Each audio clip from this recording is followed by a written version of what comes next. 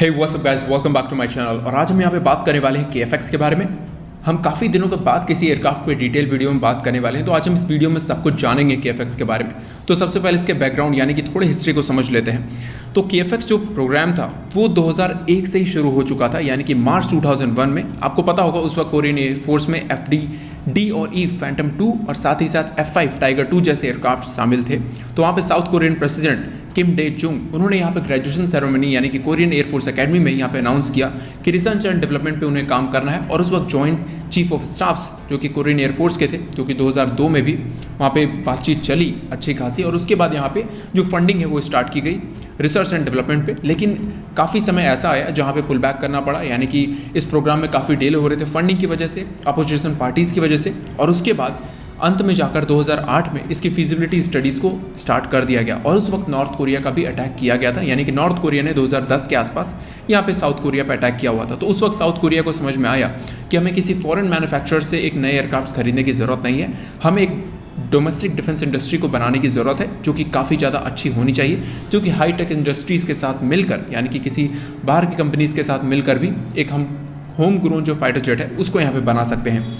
तो 15 जुलाई 2010 को ही यहाँ पे इंडोनेशिया के साथ पार्टनरशिप किया गया, जहाँ पे 20% का जो स्टेक है वो KFX प्रोजेक्ट का वो दे दिया गया इंडोनेशिया को, और 80% जो स्टेक है वो यहाँ पे साउथ कोरिया के पास रहा।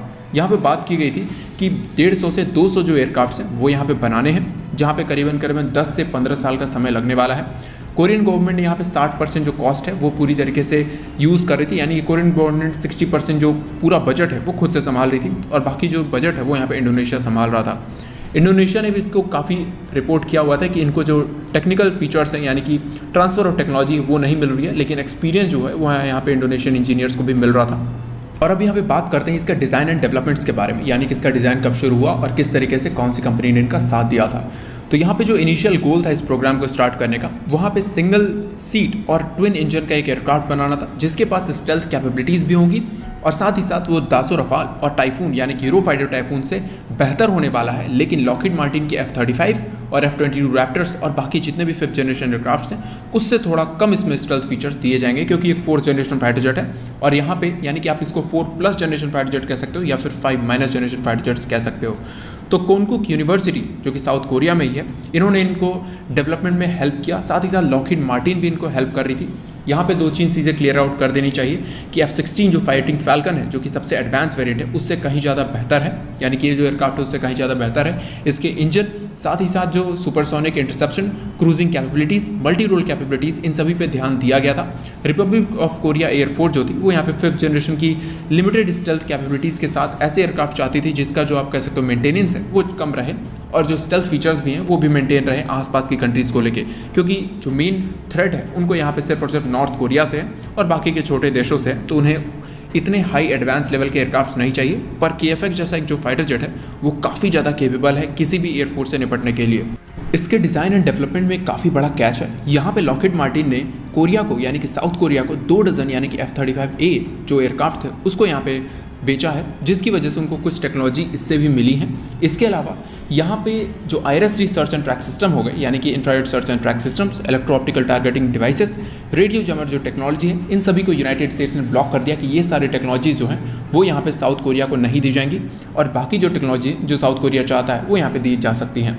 तो ये सारी टेक्नोलॉजीज जिस तरीके की आपको सभी लोगों को पता होगा यूनाइटेड स्टेट्स की आदत है, वो सारी चीज़ें काम यूनाइटेड स्टेट्स ने अच्छी तरह से निभाया है। तो अब हम बात कर लेते हैं KFX प्रोग्राम में कितने सारे पार्टनर्स हैं और उन्होंने कौन कौन से जो सिस्टम्स हैं वो यहाँ पे बनाए थे।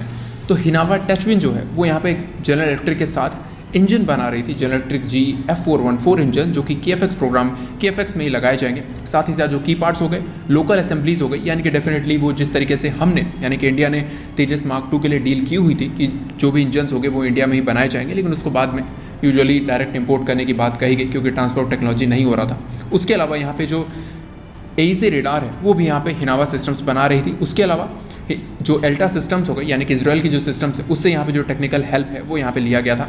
साहब ने वहाँ पे LG1 Next 1 सॉफ्टवेयर डेवलपमेंट और इवैल्यूएशन पे काम किया था। उसके अलावा LG1 Next1 जो कंपनी है वो यहाँ पे रेडियो जैमर भी बनाई थी AEC रेडार के साथ साथ। उसके अलावा यहाँ पे बात करेंगे US एरोस्पेस कंट्रोलर टेक्स्टार्स जो है वो यहाँ पे KI के साथ कोलैबोरेट करके इसके ट्रांसमिटर्स और उसके अलावा बाकी जो सिस्टम्स होते हैं वो बनाए थे, यानी कि बर्ड स्ट्राइक से बचने के लिए और बाकी सारी जो चीज़ें हैं, यानी कि हाई क्वालिटी ऑप्टिक्स जो है वो यहाँ पे बनाए थे। जो टुमक्राफ्ट ग्रुप है वो यहाँ पे इसके एयरफ्रेम माउंटेड असेंबली यानी कि AMADs और उसके अलावा यहाँ पे जो डेवलप है और साथ ही साथ मैन्युफैक्चर करना है इंजन पावर और उसके साथ साथ जो सिस्टम्स होते हैं उस पे यहाँ पे काम करने का स्टार्ट किया। एरोनॉटिकल सिस्टम्स जो कि स्पेनिश कंपनी है, उन्होंने यहाँ पे सब्सिडियरी हॉडॉक्स डेवेक्स के साथ मिलकर यहाँ पे इमरजेंसी ब्रेकिंग सिस्टम्स पे काम करना स्टार्ट कर दिया था। यूनाइटेड टेक्नोलॉजीज जो कि 2018 में अनाउंस की गई थी, उन्होंने यहाँ पे जो कंट्रोल सिस्टम्स हैं यानी कि environmental control systems, cabin pressurisation, liquid cooling systems और उसके साथ साथ एयर टर्बाइन स्टार्टर, इन सभी चीज़ों पे काम किया। मार्टिन बेकर ने इसको जो सीट है वो यहाँ पे दी है। उसके अलावा यहाँ पे जो कोबहैम सिस्टम है उन्होंने यहाँ पे इसको मिसाइल एजेक्शन लॉन्चर्स, कम्युनिकेशन एंटीनास, साथ ही साथ एक्सटर्नल फ्यूल टैंक्स और ऑक्सीजन सिस्टम्स जो है वो यहाँ पे प्रोवाइड किए। मैगिट ने इनको wheel braking systems, stand by flight displays, internal sensors, साथ ही साथ फायर डिटेक्शन जो सिस्टम्स है वो यहाँ पे दिए हैं। और सबसे बड़ी जो कंपनी इस पे दी है वो यहाँ पे MBD है, जिन्होंने यहाँ पे अपना मीटियोर जो है वो यहाँ पे इंटीग्रेट किया है। और एल्बिट सिस्टम्स आप सभी लोगों को पता होगा, काफ़ी एक जानी मानी कंपनी, उन्होंने हिनावा सिस्टम्स के साथ कोलैबोरेशन करके यानी कि AEC रेडार के साथ कोलैबोरेशन करके यहाँ पे टेरेन फॉलोइंग और टेरेन अवॉइडेंस और टेरेन मैपिंग इन सभी सिस्टम्स पे काम करना स्टार्ट किया और ये जो सिस्टम्स है ये को डेवलप किए थे।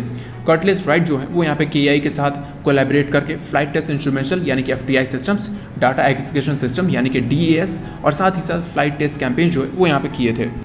तो ये रही वो सारी चीज़ें और वो सारी कंपनीज जो कि KFX प्रोग्राम में शामिल थी। आप सभी लोगों को लग रहा होगा कि इन सभी चीज़ों को में तो बहुत सारी कंपनीज इन्वॉल्व हैं। डेफिनेटली साउथ कोरिया की जो एरोस्पेस इंडस्ट्री है वो बहुत ही एडवांस नहीं थी, वो धीरे धीरे बड़ी हो रही है और इस तरीके के फाइटर जेट को बनाने के बाद वो काफ़ी बड़ी हो चुकी है। और डेफिनेटली यहाँ पे हेल्प लेने की ज़रूरत थी, क्योंकि अगर वो हेल्प नहीं लेते तो इसमें कई साल जो हैं वो यहाँ पर लग जाते। बात करेंगे इसके जो प्रोटोटाइप्स हैं उसको यहाँ पे लॉन्च ऑलरेडी कर दिया गया है। यहाँ पे बात की गई है कि कुछ और प्रोटोटाइप्स बनाए जाएंगे और अगले साल इसका जो फर्स्ट फ्लाइट है वो यहाँ पे किया जाएगा, यानी कि हो सकता है कि फर्स्ट क्वार्टर में इसका जो फर्स्ट फ्लाइट है वो कर लिया जाए और इसकी जो टेस्टिंग है वो 2026 तक चलने वाली है और 2027 तक इसका जो प्रोडक्शन है वो यहाँ पे स्टार्ट कर दिया जाएगा। बात करेंगे इसके कुछ स्पेसिफिकेशंस के बारे में।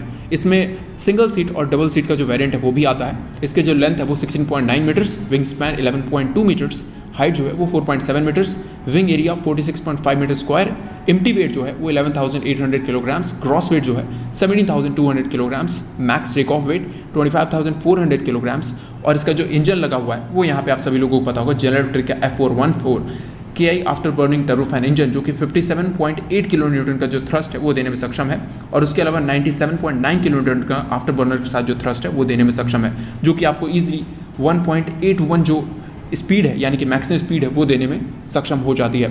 आर्मामेंट की बात करेंगे तो यहाँ पे 10 हार्ड पॉइंट्स दिए गए हैं जो कि अंडर फ्यूसलाज हैं। यहाँ पे कोई भी इंटरनल वेपन बे नहीं दिया गया है। यहाँ पे MBDA meteor, M120 AMRAAM, IRST, साथ ही साथ M9 साइड विंडर और उसके बाद टॉरसस KPD 350 जो एयर टू ग्राउंड बॉम्ब्स हैं या फिर आप उसको मिसाइल्स कह सकते हो वो यहाँ पे लगाए जाएंगे। इसके अलावा इसमें एक्सटर्नली बहुत सारे पॉड्स और बाकी सिस्टम्स जो है वो यहाँ पे लगाए जा सकते हैं जिस तरह की एयरफोर्स की रिक्वायरमेंट होगी।